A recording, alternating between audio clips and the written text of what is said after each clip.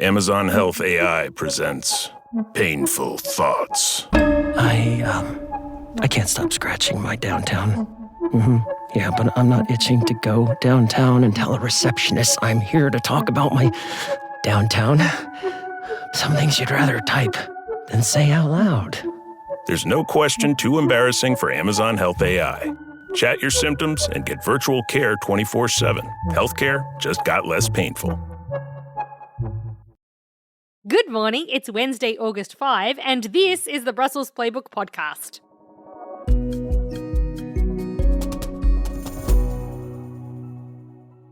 The vibe in Brussels today is entangled as Europe tries to detach itself from the American data analytics company Palantir. Also on the pod, we interviewed Mediterranean Commissioner Dubravka Šuica. And finally, 3 new products have been added to the EU's geographical indication list. Woo! I knew you'd be excited about that one, Ian. They join halloumi in the pile of things you love. God. I'm Zoya Sheftalovich, and with me today is our senior EU politics editor, Ian Wishart. Hey, Ian. Hello, Zoya. Here I am again. Are you bored of me yet? Not even a little bit, That's Ian. nice. Every day you bring me something new and fun Sunshine, to talk about. usually. Yeah, that's true. You are known for your sunshine. Hey, Ian, before we get started, I'm just going to give a little update on this Ceuta crisis, which has been brewing over the past week. There was a meeting yesterday, wasn't there, online? There was, of the EU's various Home Affairs ministers. It was interesting. So they gave an update in terms of the total number of migrants who arrived in this African exclave last week, and that was 72,000.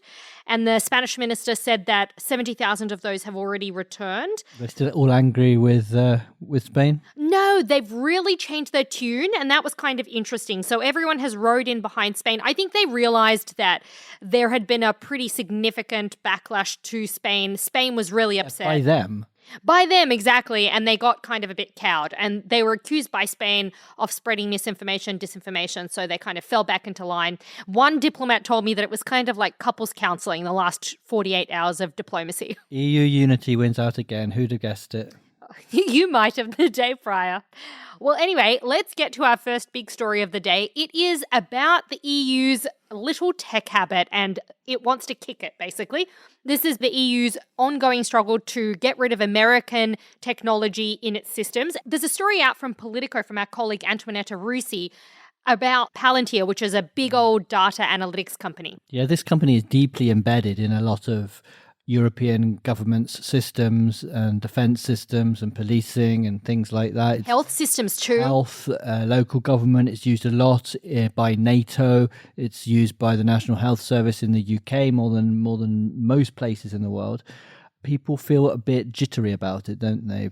They do, and in part it's because of the people who run Palantir. So obviously, not only is it a big US tech firm, but also one of its co-founders is Peter Thiel, who's quite a controversial person over in the US. Oh yeah, what do you know about him? Well, he's in kind of the Trump MAGA camp, a big backer of Trump, and he has said some pretty interesting things about free speech. He's kind of seen as a real far-right kind of scion in the US. Yeah, so a lot of this is down to politics, pure and simple, where 10 years or so ago people might have been worried about using Chinese tech. We've now got to the stage where governments think US tech might not be exactly what they want, and that's not good for European sovereignty and data protection. Although I've been doing this job long enough, Ian, here in Brussels to know that this isn't too dissimilar from the conversation we were having 10 years ago about US tech as well. Even then, back then it was about privacy concerns, and the EU was worried after some revelations about data mining and harvesting that the US government was doing and potentially the NSA was doing. Now the concern is that these private companies, Palantir being a huge one, I mean, it's worth over $330 billion US dollars, that they have access to this super, super sensitive information. And what was interesting to me in this story was the times when Palantir kind of comes to the fore and enters a market. So it happened after the Paris terror attacks back in 2015. They kind of quickly came to France and said, hey, look, you can use our stuff to do mass analytics of your police databases. And after a German terror attack, they came to Germany and offered similar services. I love this. Sorry, Zoya. I love, because it's connected to that. I love this quote from the French digital sovereignty advocate, somebody called Philippe Latombe, who said in Tony's story, let's be honest, Palantir's product is very good and addictive. It's pretty much like sugar and Coca-Cola. Yeah, I mean, who knows sugar better than the Americans? Anyway, so now there is this big conversation that's being had among EU governments who are saying, hey, we should be a little bit concerned. We can't necessarily rely on US tech in the way that we thought that we could, particularly because the US has been at loggerheads with Europe over a lot of things, such as what the US deems restrictive regulation, and the EU says, well, that's just our rules. So that's definitely something that has been boiling over. The problem is, does Europe actually have an alternative option? Well, there's this French company, isn't there, called Chaps Vision, which apparently is a French rival. That's an interesting choice of name, but yes. Sounds like an opticians for men, doesn't it? I thought it sounded like a proper English gentleman's hat shop. Anyway, German intelligence agencies use Chaps Vision. But the problem is, look, I think one of the elements of this reporting is that you can use these rivals, these European rivals, for some things, but well, the French and German intelligence services have started using Chaps Vision as of last month. So yeah. That shows that there are alternatives to the American. Yeah, but then again, some people say, look, so we spoke with a NATO official, NATO's Supreme Allied Commander, Admiral Pierre Van Dier, and he recently told Politico that there is no viable alternative to Palantir's battlefield AI technology for NATO. So he said there's nothing even close. Another NATO official actually said that Palantir has an unmatched ability to sift through satellite imagery to identify a target, then advise on the weapon to use to strike that target, inform the person how much ammunition is required, and automatically put in an order to replenish the stocks that are getting used. That's astonishing. Yeah, that's a lot of responsibility to put in the hands of an American company. It is, of any company, really, that you don't non-European control. company, if you're European anyway. Yeah, know. Indeed. There's also a tax element to this, isn't there? Yeah, that's right. There was a study that came out overnight looking at Palantir's earnings, which found basically that it's not paying a hell of a lot of tax to Europe. So it's making loads of money here, but it's not paying that much in the tax. I'm sure that's not helping the case. Absolutely not. I reckon the EU wants a little delicious tax revenue. Okay, Zoya, and if anyone wants to read more about the tax issues here, there's another story that Antoinetta has done for us this morning. That's available for people to read on the website. Zoya, let's talk about an interview we've got out on Playbook this morning with the European Commissioner for the Mediterranean, the Croatian Dubravka Šuica. She's a very, very fascinating person, playing a fascinating role anyway, because when the European Commission President Ursula von der Leyen needs to send someone abroad, she tends to send her, and that's caused some conflict in the past with the Foreign Affairs Chief, Kaja Kallas.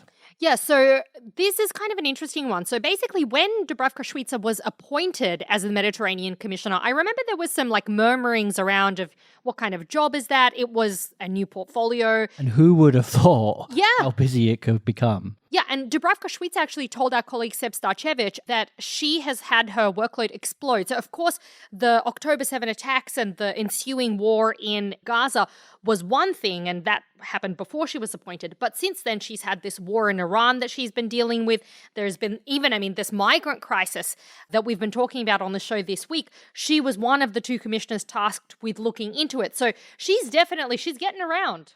Yeah, she said that when she started the job, Assad was still in Syria, the leader who was opposed. There was no war between Lebanon and Israel. So these are all things that she's had to deal with. Yeah, that's right. And of course, famously, Dubravka Šuica is the commissioner who went and joined Donald Trump's meeting of the Board of Peace back in February as an observer. Well, this is when she really got high profile, wasn't it? Yeah, and I remember the conversation around that when that was happening, because there were some critics of Ursula von der Leyen and of Šuica herself who said that she shouldn't have gone and joined this meeting. She shouldn't have gone as an observer because it lent credence to Donald Trump's Board of Peace. But she actually says to Seb in this interview, she said, well, we need to talk to these parties. We need to be there. And she talked about the fact that one of the dividends that was borne out as a result of going to the Board of Peace was that Jared Kushner, Donald Trump's son-in-law and the guy who's kind of managing this diplomacy with Israel and diplomacy in the Middle East for Trump, he actually ended up coming to the Palestinian donor group meeting that the EU hosted, which, by the way, was a story Politico broke.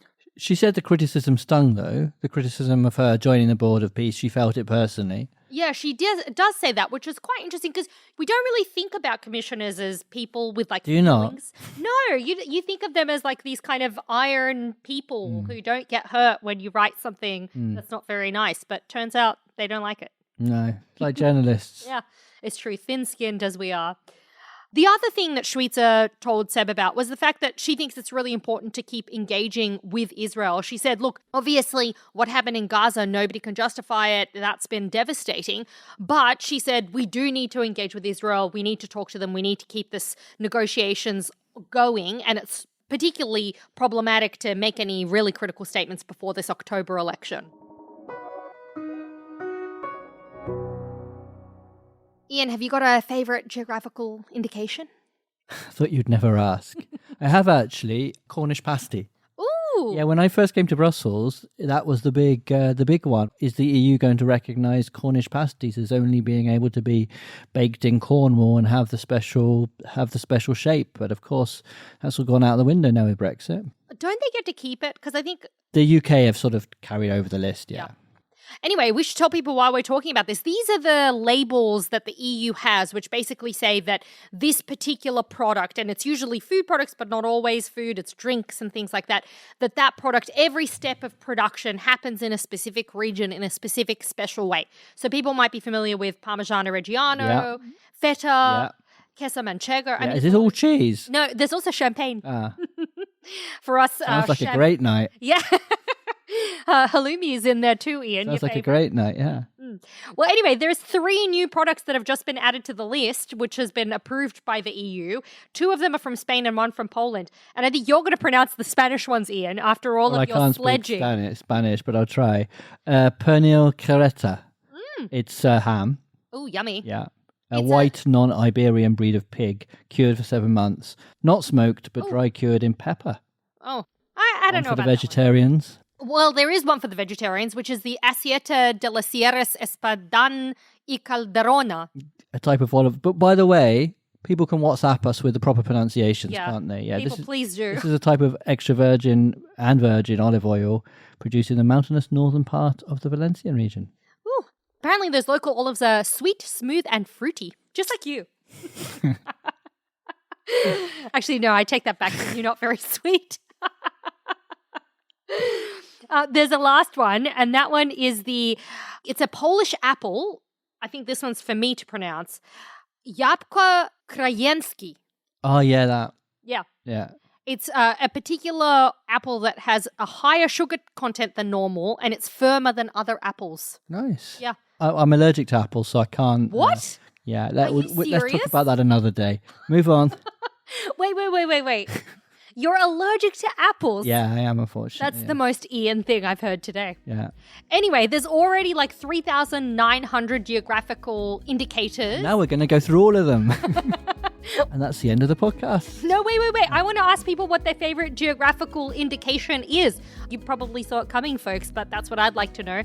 What's a good thing from your country or someone else's country? Let us know. We might try it live on air one day. I might force feed Ian something exotic. Maybe some Iberian ham. You've never had that before. All right, that's about it from us today. But there are a couple of interesting birthdays happening today. So first off, the EU's Latvian Commissioner Valdis Dombrovskis. Know him well. Celebrating. Mm-hmm. Yep. He's your bestie. And French far-right politician Marine Le Pen. Know her less well. Well, I don't know. I saw her at your party.